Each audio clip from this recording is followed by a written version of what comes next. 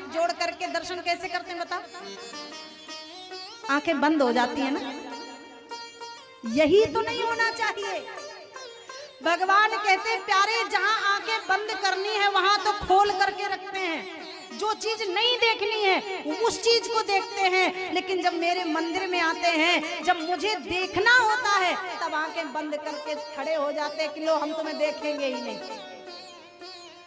भगवान कहते प्यारे, रसिक जन कहते हैं कि नैना प्यारे आपके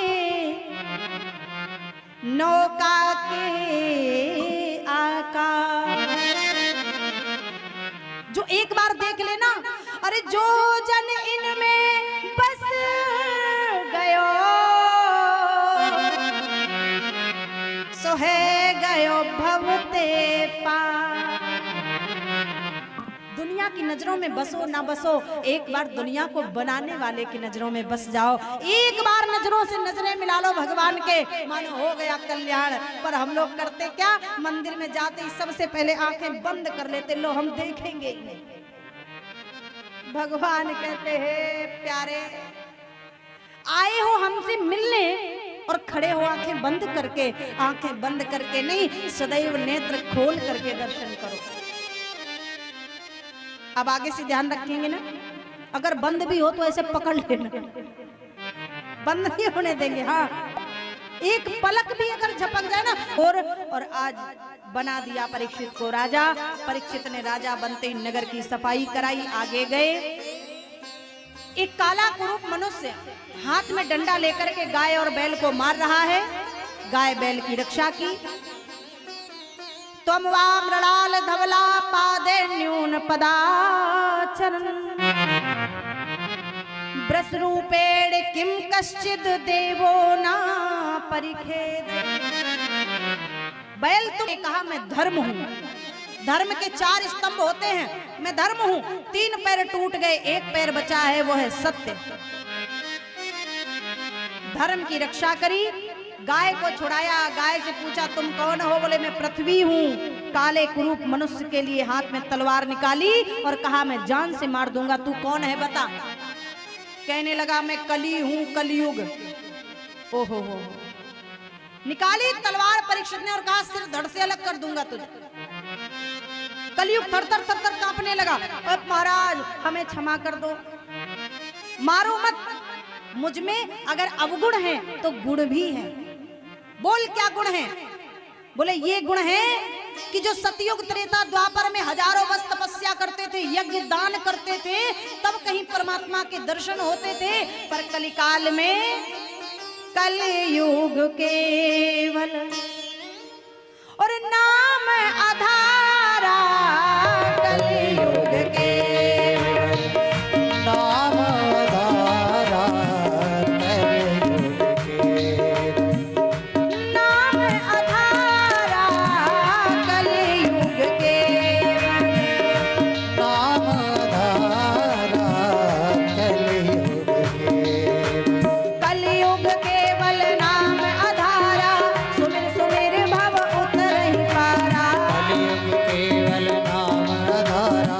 सुमिर सुमिर नर उतर ही पारा। कलयुग केवल नाम आधारा। कलयुग केवल नाम आधारा। जी कहने लगी ये राम है? अच्छा ये बताओ, हमने ये सुना है एक राम तो वो है ब्रह्मा, और एक राम वो हैं जो दशरथ के पुत्र हैं। तो ये बताओ ये कौन वाले राम है? कौन वाले राम है? शिव जी कहने लगे एको ब्रह्म द्वितीया नास्ति। ब्रह्म एक ही है, पर जब भक्तों ने जिस रूप में चाहा, भगवान उसी रूप में अवतरित हो गए। ये वही अखिल कोटि ब्रह्मांड नायक भगवान हैं जो राम बनकर के दशरथ के पुत्र बनकर प्रकट हुए। सती जी कहने लगी हमें नहीं भरोसा तुम्हारी बात का, मुझे विश्वास नहीं। कैसे विश्वास होगा? परीक्षा लूंगी। बाबा कहने लगे बिल्कुल। पहली बात तो ये कि ईश्वर पर संदेह करना सबसे बड़ा अपराध। दूसरा अपराध है कि पति की बताई हुई बात पर विश्वास न करना। और तीसरी गलती कि भगवान की परीक्षा लेने के लिए जा रही हो, पर फिर भी जो तुम्हारे मन और कछु संदेह तो किन जाहि परीक्षा ले, जाओ परीक्षा ले लो। और जैसे ही परीक्षा की बात कही, उसी समय सती जी ने क्या किया, सीता जी का वेश बना लिया। अच्छा, परीक्षा लेने के लिए कहा था, ये नहीं कहा था कि सीता का रूप बनाओ। जगत जननी माँ जगदम्बा जानकी जी का स्वरूप बना लिया और जा करके बैठ गई। राम जी ने देखा, अनदेखा कर दिया। आज आगे आगे चलने लगी। राम जी आ रहे हैं, उसी रास्ते में आगे आगे जाने लगी। उसी समय भोले बाबा ने देखा और कहने लगे, हुई है सोई जो राम रचि राखा, अब को करी तर्क बढ़ा वही शाखा। वही होगा जो भाग्य में विधाता ने लिखा है। जाओ आगे आगे चलने लगी। लक्ष्मण ने देख लिया। लक्ष्मण कहने लगे, भैया भाभी तो वो रही, हम लोग रो रो करके पागल भाभी को ढूंढ रहे, भाभी तो वो रही। राम जी ने देखा, बोले भैया भाभी नहीं है, भाभी है, भाभी, भाभी नहीं है। अगर ये भाभी होती तो तुम भूल गए, सीता की एक पहचान है। क्या? इन्होंने रूप तो बना लिया पर स्वभाव नहीं बदल पाई। अच्छा, ऊपर से बनना सहज है पर अंदर से बनना बड़ा कठिन है। अच्छा, इन्होंने गलती क्या कर दी, सीता का रूप तो बना लिया, लेकिन गलती क्या करी कि जानकी जी हमेशा राम जी के पीछे चलती हैं और ये राम जी के आगे आगे जा रही हैं। राम जी कहने लगे, ये तो बड़ी अम्मा है, पत्नी नहीं है। और जैसे ही देखा, हाथ जोड़कर प्रणाम कर दिया। माँ, बृहस्पति कहाँ है, वो नंदी वाले कहाँ छोड़ आई, और अकेले ऐसे मत विचरण किया करो। मैंने जानकी जी को नेक देर के लिए अकेले छोड़ो, राक्षस ले गए, हमें अपनी चिंता नहीं, हमें बाबा की चिंता ज्यादा। अगर तुम्हें कोई ले गया तो भांग धतूरा घोंटने वाला, बाबा की व्यवस्था गड़बड़ हो जाएगी। इसलिए आप अकेली मत घूमा करो। अब मैया डर गई, हाय राम, ये तो सही में राम है। नेत्र बंद किए, जिधर देखे उधर राम लक्ष्मण सीता के दर्शन हुए। लौट करके आई, आज भोले बाबा को प्रणाम किया। भोले बाबा ने कहा, परीक्षा ले ली, फिर झूठ बोल गई। कछु न परीक्षा और लीन गुसाई, कीन प्रणाम तुम्हारे ही नाई। मैंने परीक्षा नहीं ली, जैसे आपने प्रणाम किया था ऐसे मैंने भी प्रणाम किया। भोले बाबा बोले, दत्त तेरे की अब विनाश निश्चित है। एक गलती, दो गलती, तीन गलती, पर भगवान क्षमा उसे करते हैं जो गलती हो जानबूझ जो और करही ढिठाई, ताकि पीर हरे को भाई। अब तुम्हें कोई नहीं बचा सकता। भोले बाबा बैठ गए समाधि लगा करके। अस कही लगे जपन हरि नामा, गई सती जहां प्रभु सुखधामा। आज चारों तरफ निहारने लगी। देवताओं ने देखा, आकाश मार्ग से वहीं से हेलीकॉप्टर ले लेकर के निकलने लगे।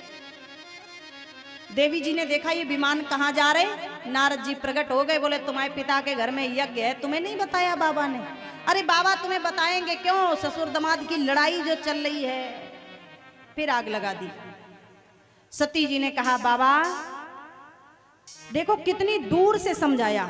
सती जी समझ गई कि पति का मूड सही नहीं है, तो पत्नी ने कैसे दूर से समझाया, स्वामी आपके ससुर हमारे पिता के घर में यज्ञ है। मतलब पहले आपके ससुर, हमारे पिता बाद में। आपके ससुर और हमारे पिता के घर में पीहर में यज्ञ है और सब जा रहे हैं, चलो हम लोग भी चलें। भोले बाबा बोले, पहली बात तो ये कि तुम्हारे पिता ने ये यज्ञ सिर्फ इसलिए रखा है हमें अपमानित करने के लिए। सिर्फ मुझे अपमानित करने के लिए। और जो यज्ञ, जो कथा, जो भागवत, जो सत्संग किसी को अपमानित करने के लिए किया जाए, वो यज्ञ, वो कथा कभी सफल नहीं होती, वो यज्ञ कभी सफल नहीं होता। मुझे अपमानित करने के लिए रखा है। और दूसरा ये कि तुम्हारे पिता ने सबको पत्र भेजा है, हमें कोई पत्र नहीं भेजा। सती जी ने कहा, मायके में जाने के लिए, पीहर में जाने के लिए, पिता के घर में जाने के लिए किसी पत्र की आवश्यकता नहीं होती। भोले बाबा ने कहा बिल्कुल नहीं होती, लेकिन कब? जब हमारा मन मुटाव ना हो, हमारे मन की दूरियां ना हो, तब पत्र मायने नहीं रखता है। लेकिन जहां नीचा दिखाने के लिए यज्ञ किया गया हो, वहां बिना बुलाए कभी भी जाना नहीं चाहिए।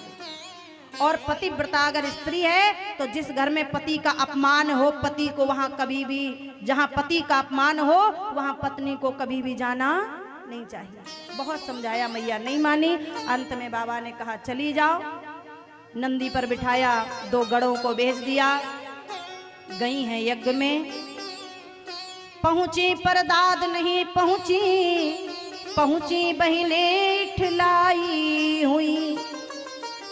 पूछी न पिता ने बात तलक, मैया कुछ पहुंच सहाई नहीं। आज कोई नहीं